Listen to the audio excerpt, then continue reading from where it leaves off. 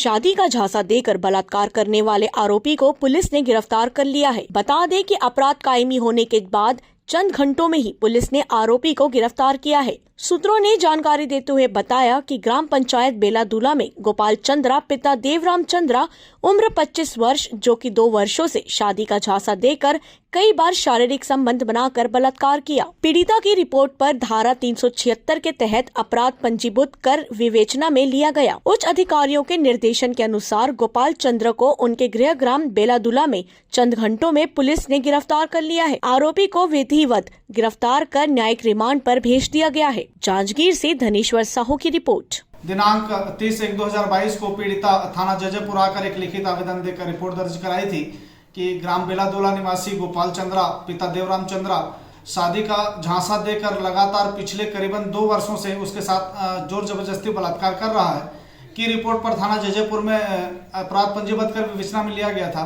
वरिष्ठ अधिकारियों के दिशा निर्देश प्राप्त होने पर त्वरित कार्यवाही करते हुए जजेपुर के द्वारा एक टीम गठित किया गया, जिसमें 31/1/2022 को आरोपी गोपाल चंद्रा को पुलिस हिरासत में लेकर विधिवत गिरफ्तार कर आज दिनांक 31/1/2022 को न्यायिक रिमांड पर भेजा गया है।